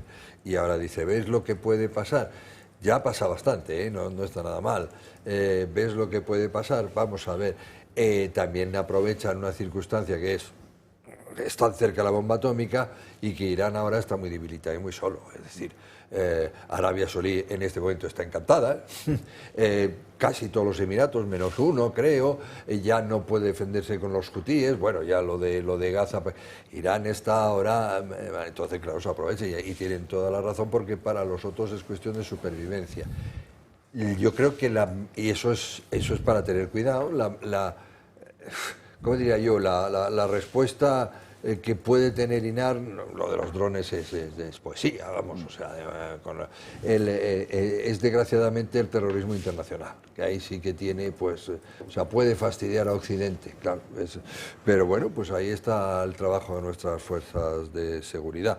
Lo único que me ha extrañado que se lanzara Israel a esta operación sabiendo que España ya no le vende armas, o sea, es una debilidad que no entiendo cómo repondrán, ¿no?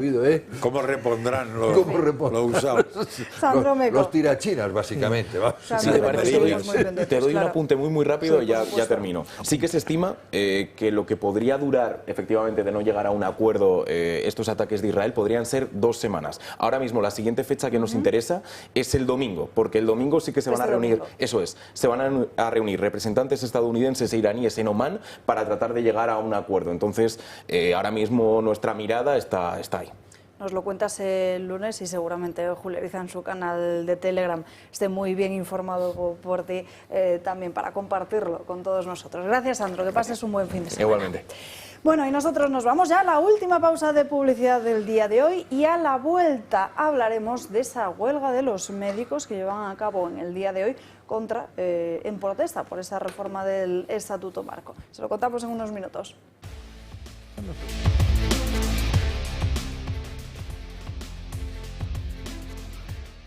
Para tener una buena salud, pero también es incómodo y doloroso. Afortunadamente la tecnología avanza y ahora este proceso se puede hacer sin esos desagradables pinchazos en el dedo ni tampoco esas extracciones de sangre.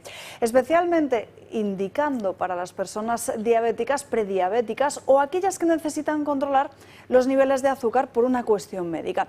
Tan solo metiendo un dedo en una pinza y con un sistema de infrarrojos con los innovadores glucómetros sin pinchazo de Protege tu Vida, podemos tener ese mismo resultado en apenas unos segundos, gracias a este dispositivo único en el mundo del que nos va a hablar Adolfo Albistur, el promotor del proyecto Protege tu Vida. Muy buenas tardes, Adolfo. Muy buenas tardes, Alba. Pues sí, la verdad es que estamos encantados porque cuando la gente además te va contando cosas, ¿no? Diciendo, pues mira, yo pensaba que por la noche pues tenía una bajada de azúcar porque me mareaba y no es cierto, o yo pensaba que después de comer como paseaba y tampoco es cierto, ¿no? La verdad es que las cosas que se piensan, al final hay que ver cuál es la realidad, ¿no? La realidad es que tú tienes que tener los niveles de azúcar, como se suele decir, controlados en una meseta. Es decir, cuando tienes picos para arriba o picos para abajo es el gran problema. Y hay veces que las medias de picos para arriba y picos para abajo dan bien. Pero si tú tienes un pico arriba en un momento determinado o un pico abajo, no estás bien porque tus arterias están sufriendo esos picos, ¿no? Por eso el tener este control, que es tan solo colocar el dedo, una aplicación, das un botoncito y ves el azúcar que tienes. Nos vamos educando a hacerlo nosotros mismos, pero como queda la aplicación también todo grabado, pues el médico lo ve y dice, oye, ¿qué has hecho a estas horas? pues mira, pues es que es verdad, merendé, pues mira, a lo mejor tienes que has merendado, pues mira, a lo mejor tienes que tomar otra cosa. ¿Me entiendes? Que vamos a hacer que esa diabetes esté muy controlada. A veces es una prediabetes, no es una diabetes clara, ¿no? Pero que esté controlada los niveles de azúcar, porque esa prediabetes será diabetes. Sin embargo, si lo controlamos, conocemos nuestro cuerpo, conocemos cuándo tenemos que dar un paseíto, conocemos cuándo tenemos a lo mejor de no comer algo que tenga carbohidratos, pues vamos a estar mucho mejor. Y esto ahora mismo con este control es facilísimo, porque si tenemos que pincharnos y todo, pues la gente no lo va a hacer, es normal. Y además, no solo eso, sino, Adolfo, también, para que lo sepan nuestros espectadores, que está respaldado por ese equipo de biotecnología de la Escuela Superior de Ingenieros de la Universidad de Sevilla, que también es algo a tener en cuenta. Sí, Alba, mira, hasta que este producto ha salido al mercado, ha tardado muchísimos años. Pero es que además no lo ha sacado nadie más. Porque claro, esto lleva una óptica súper complicada, una óptica con un montón de algoritmos, con inteligencia artificial, para conseguir que realmente ese azúcar que está yendo por tus venas y por tus arterias lo pueda captar el aparato. Con lo cual estamos encantados que además sea un invento puramente español, que se haya hecho aquí en España, en Sevilla, y que realmente funcione como funciona este. Y además no busquéis, porque hay mucho engaño, hay muchos pulsosímetros, que lo que miden es el oxígeno, que también está muy bien, pero que no miden el azúcar y lo están vendiendo como tal. Así que el de Protege tu Vida. Adolfo, recuérdanos dónde podemos encontrarlo y además también que sepan que hay una promoción muy especial. Sí, mira, por un lado os vamos a regalar lo que es el servicio de telemedicina, que es un servicio súper bueno porque podemos consultar en una videollamada a un médico y consultarle no solamente de la diabetes o el azúcar, sino lo que queramos. Y luego regalamos el libro Historia de nuestros médicos, que con tanto cariño hacemos el programa, que si me permites voy a decir quién tenemos. Tienes que. Bueno. Mañana tenemos al doctor Luis Cabeza Osorio. Es un médico que es medicina interna, el jefe de servicio del Hospital de Lenares. Los médicos de medicina interna en un hospital no muy grande pues, prácticamente manejan todo el hospital, ¿no? Y además él prepara a los alumnos del MIR. Así que va a contarnos muchas cosas muy interesantes de lo que es la medicina actual, de lo que son los estudiantes.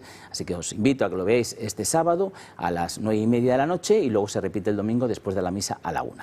Así que ahí tenéis un teléfono para el glucómetro 900-730-101 y di adiós al dolor, no te pinches más. Mídete la glucosa con este glucómetro de Protege tu Vida. Adolfo, muchísimas gracias. Gracias a ti, Alba. Como siempre. Pues ya que hemos hablado de salud, vamos a seguir hablando de los médicos, porque hoy han salido a las calles de todo nuestro país para protestar contra la reforma del Estatuto Marco. Veamos en qué consiste. El colectivo médico en su conjunto dice basta y ejerce su derecho a la huelga. El paro nacional ha sido convocado por la Confederación Estatal de Sindicatos Médicos y por el Sindicato Médico Andaluz. Se manifiestan en contra de la reforma del Estatuto Marco de Mónica García y por un estatuto propio. La profesión considera que el borrador que se filtró no hace sino empeorar las condiciones laborales. Denuncian que Sanidad trata de mantener el trabajo semanal del médico en 48 horas, sin contar guardias, en lugar de las 37,5 que ha aprobado el Ministerio de Trabajo. Denuncian que las guardias de 24 horas son incompatibles con la salud y con la conciliación y que además se siguen pagando por debajo de la hora ordinaria y que para más INRI estas no computan como tiempo trabajado de cara a la jubilación. Por último, denuncian que el Estatuto Marco les mantiene en una mesa de negociación en la que otras profesiones sanitarias deciden sus condiciones. Señalan que el Gobierno pretende, además, mantener a los médicos en la sanidad pública por la fuerza con dos medidas. 1. Impidiendo que los recién salidos del MIR puedan ejercer en la privada hasta que cumplan 5 años de ejercicio tras la residencia. Y 2. Prohibiendo que los altos cargos, como por ejemplo los jefes de servicio, puedan compatibilizar con la privada. La situación es crítica. No podemos seguir trabajando 24 horas seguidas en régimen de esclavitud. No se puede pedir a la población que trabaje 37 horas y a los médicos que trabajemos como mínimo 48. Los médicos se están empezando a ir, los médicos están dejando el trabajo, los médicos están emigrando. El déficit de profesionales es alarmante y obliga a las plantillas a trabajar mucho más para cubrir las necesidades asistenciales. La falta de médicos radica en las malas condiciones del colectivo, que obligan a los profesionales a marcharse a la medicina privada o directamente al extranjero en busca de prosperidad. De cada 10 que se marchan, solo entran 3 nuevos al Sistema Nacional de Salud. Un hecho especialmente sangrante teniendo en cuenta que España es el 4º país de la OCDE con más médicos en realidad. Pero las condiciones de la pública, con una temporalidad del 45% y con gran precariedad, no son atractivas. Por todo ello, los médicos apuestan ahora por romper con el Estatuto Marco y por aprobar un Estatuto del Médico que atienda a las particularidades de la profesión y que le permita negociar sus propias condiciones con la Administración. En definitiva, piden los mismos derechos laborales que el resto de profesiones.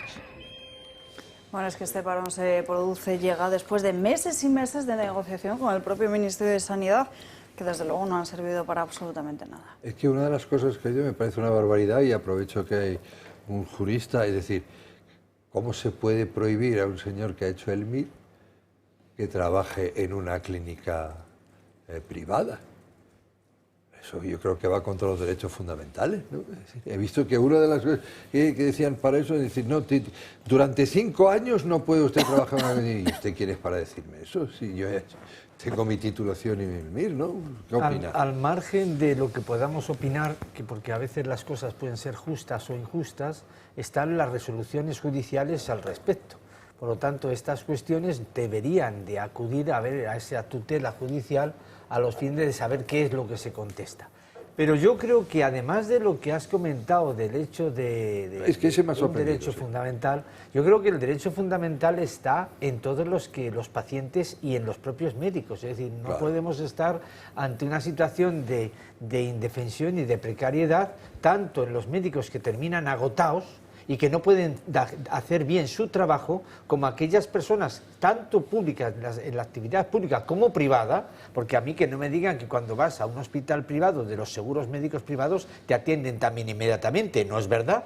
Pasa muchísimo tiempo hasta que te atienden. ¿Por qué? Porque hay mucha falta de médicos y hay falta de una rentabilidad. Y cuando eso ocurre se van fuera, Por lo tanto, es un derecho establecido en la Constitución Española a la salud, por supuesto, pero también es un derecho de que hay muchas personas que por esa falta de estar pendiente van a ir a un médico, le dicen una cosa y como no tienen tiempo no pueden verlo adecuadamente al paciente. Le dicen, váyase usted a casa. Llegan a casa y ese paciente empeora. Es una situación de gravedad y que hay que tenerlo en cuenta al margen de resoluciones judiciales o de no resoluciones judiciales, sino de lo que es la seguridad fundamental, porque antes que nada somos ciudadanos. Yo creo que hay 3 premisas, y ya termino, fundamentales para un ser humano. 3, pongámoslos en el escalafón que queramos: la salud, la libertad y el dinero. Esas son las 3 premisas fundamentales para ir rápido o deprisa a cualquier actuación de un ser humano. El resto, dime que me quieres, aunque sea mentira.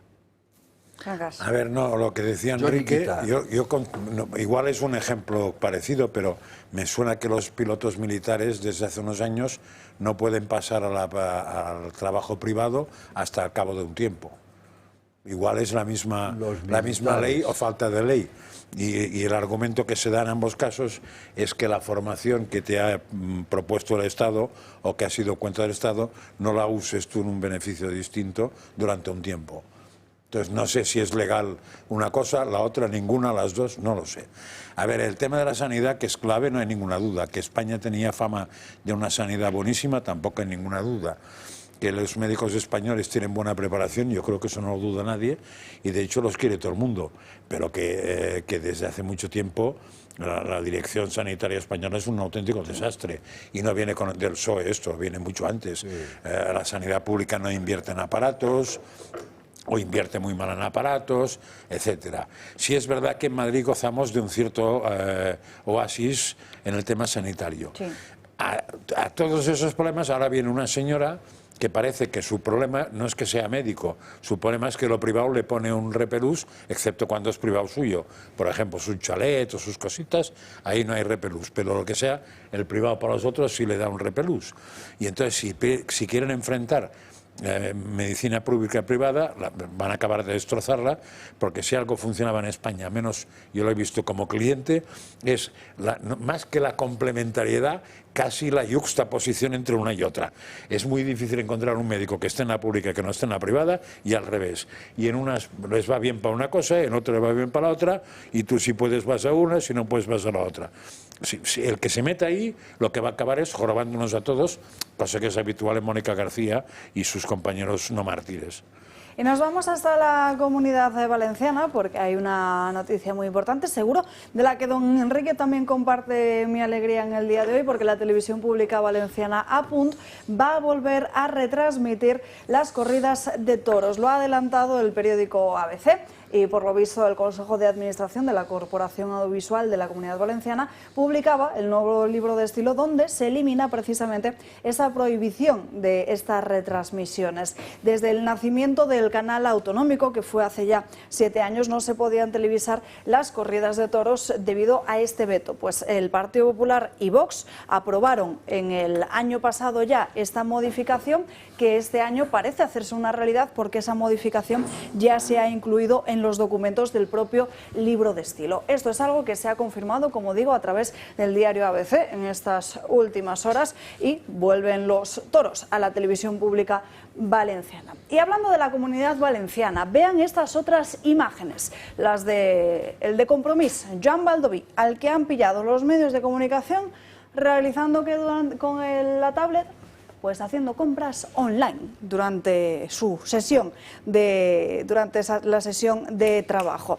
Bueno, y el caos que se vivió en el día de ayer en Chamartín, más de 30.000 personas que se vieron afectadas por las incidencias en la red ferroviaria, tardaron horas y horas algunos en salir, otros directamente no pudieron ni hacerlo. Otro caos que dejó ayer a miles de pasajeros sin poder coger los trenes que tenía precisamente previstos. Ya esta mañana parece que esa circulación se había restablecido. Sí que es cierto que a primera hora de la jornada todavía se registraba un pequeño retraso en uno de los trenes que salía destino a Valencia, pero parece que lo que es la circulación se ha restablecido ya al completo. Pero de nuevo, Francas, los maravillosos trenes puntuales y limpísimos de Óscar Puente han vuelto a fallar. Sí, pues me fue de pelos, porque yo si vengo aquí normalmente ahora cojo justo un tren que pasa por Chamartín.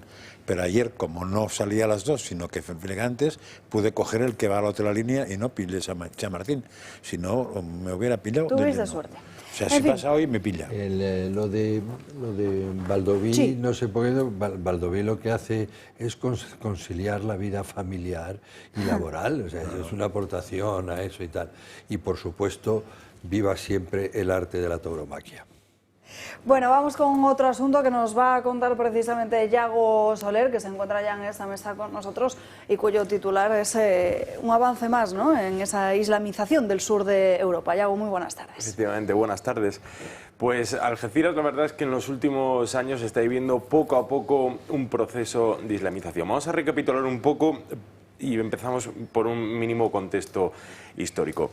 En el año 1985 fue cuando se hizo la primera mezquita en Algeciras después de casi 600 años. En esta ciudad, que es la más grande de Europa, en el sur del viejo continente, hay censados 6.000 marroquíes, aunque las autoridades hablan de más de 10.000.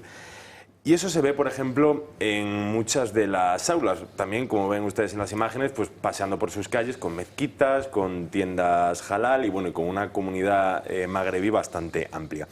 Por ejemplo, en un colegio de un barrio bastante deprimido de La Piñera hay 180 niños que estudian el Islam contra los 80 que estudian la religión católica. En esta ciudad hay precisamente 3.000 musulmanes practicantes y hay varias mezquitas, como esa que acabamos de ver, que tienen ahora mismo una polémica y las autoridades, sobre todo la Policía Nacional, está poniendo el foco en la radicalización de los miembros. ¿Por qué?, se preguntarán ustedes. Bueno, pues antes era Marruecos el que daba un fuerte apoyo a estas mezquitas y ahora hay otra corriente y es una secta islámica. Me van a ustedes perdonar si lo digo mal, el nombre es Tabligh. Es una secta que en los últimos años ha tenido bastante consistencia en muchas partes de España, como Cataluña, Murcia y Andalucía, y se caracteriza pues por ser bastante radical, por practicar un islam primordial. Por ejemplo, los expertos no catalogan esta secta como que amplifica comportamientos que están contrarios a esa integración y que muchas veces se puede ver en Algeciras como familias no musulmanas pues castigan a los niños por, a los jóvenes, ¿no? Por beber alcohol, por tener relaciones fuera del matrimonio, bueno, en fin. Y también es bastante polémico ya que la mayoría de las mezquitas están en la Unión de Comunidades Islámicas y precisamente su presidente está investigado por la Audiencia Nacional pues, por financiar a Al-Qaeda en Siria, nada más y nada menos. Eso en lo referente al apartado religioso. Si ustedes quieren saber más, les recomiendo que sigan a José Ángel Cadelo, que es un periodista del diario Campo Gibraltareño Europa Sur y que escribe bastante sobre los procesos ¿no? de islamización en las últimas décadas en el sur de Cádiz. Pero vamos a ver, Alba, también qué pasa con otras cosas. Mira, ¿sabías, por ejemplo, que el primer Burger King halal de España se creó en el 2015 en Algeciras? 2015. El 2015. El primer Burger King donde ustedes pueden comer carne halal, bueno, pues está en Algeciras. Pero hay más. ¿Cuántos hay ahora? ¿Lo sabemos? Porque esto fue en el 2015 el burger halal, ahora sabemos cuántos hay, porque me imagino yo que serán muchos más, ¿no? Porque ha avanzado en estos años. Vamos, cuando vas por la Costa del Sol y por parte de Andalucía, muchos de los logotipos ¿no? de los Burger King, abajo te pone certificado halal. Claro. Entonces, bueno, pues es... Decenas. Sí, decenas, hay decenas. Sí. También que coge por la ruta Operación Paso del Estrecho, bueno, pues van allí a cenar. Pero no son exclusivamente halal. No, o sea, es un Burger King que ofrece eso normal y además la carne, garantía la carne, halal. Sí. A mí me impresionó porque lo vi cuando era pequeño y estaba ahí pues, en el logotipo el carne halal. Pero hay más titulares, los vamos a ver ahora, sobre, bueno, pues cómo poco a poco la comunidad islámica ha ido avanzando en Algeciras y en esa parte de Andalucía. También, por ejemplo, está el primer Covirán que no vende alcohol. Yo ahí, desde luego, pues no voy, no por nada, sino porque siempre que voy a Algeciras me apetece ver una cervecita Cruzcampo y es verdad que en ese Covirán pues no se vende alcohol. Sí. Es una marca de supermercado que, si no me equivoco, no sé si es de origen francés, Covirán, o... No sé, está fundamentalmente en Andalucía. Sí, está en Andalucía, pero me parece que es de origen francés, eso no lo sé a ciencia cierta, pero bueno, en uno de estos Covirán no venden alcohol. Y hablando de vender y comprar y negociar, bueno, pues la comunidad musulmana en Algeciras, por ejemplo, promovió la construcción de un centro comercial exclusivamente halal. No solo eso, sino también ese centro comercial tendría una mezquita con minarete. Esto es importante porque en Algeciras las mezquitas no tienen minarete, o sea, pasan totalmente desapercibidas. Bueno, pues sería la primera mezquita en esta ciudad con un imponente minarete. También, como hemos visto en los titulares, bueno, pues ha habido promover, ¿no? Han promovido que, por ejemplo, la fiesta del Cordero, que fue recientemente, se hiciese nada más y nada menos que en la Plaza de Toros de Algeciras. Y esto lo prohibió la Unión Europea debido a una normativa de Bruselas que prohíbe sacrificar animales fuera del matadero sin aturdimientos. Entonces el Ayuntamiento de Algeciras pues le dijo, oye mira, no lo podéis hacer. También Marruecos está promoviendo la cultura islámica en colegios, algo que por ejemplo Vox y el Partido Popular están criticando de estos comportamientos del reino alauita porque bueno, pues promueven la cultura árabe y magrebí en los institutos algecireños. Y ahora, pues el Ayuntamiento de Algeciras, que gobierna por mayoría absoluta el Partido Popular, está obligado por un juzgado a que los musulmanes tengan su parcela en el cementerio. La comunidad musulmana en Algeciras lo reivindica, dado que bueno, pues tienen que cruzar, ¿no?, los 14 kilómetros del Estrecho de Gibraltar para enterrar a los suyos y están pidiendo, y ahora pues la justicia les ha dado la razón, que tengan su parcela en el cementerio algecireño. De todas maneras, en Algeciras, ¿no?, cuando ustedes, si van por esa zona, las principales ciudades, cuando uno entra por barco, por ejemplo en Tarifa ve el castillo de Guzmán el Bueno, un hombre característico en la reconquista, desde luego, de territorios contra los árabes. En Algeciras pues se ven las grutas del puerto, pero en Gibraltar, vamos a ver ahora en imágenes, se ve esto, y es la gran mezquita de Gibraltar, que no está promovida por Marruecos, sino por Arabia Saudí. O sea, ustedes cuando cogen un barco y llegan al sur de España. En este caso, la colonia gibraltareña inglesa, de Gibraltar, pues ven esta colosal mezquita blanca en todo el Peñón, un signo más, ¿no?, de la islamización de esta parte del sur de Europa, Alba. Bueno, desde ¿Pero luego, eso dónde está? ¿Dentro, en la zona inglesa o en la zona española? No, esto está en la zona española.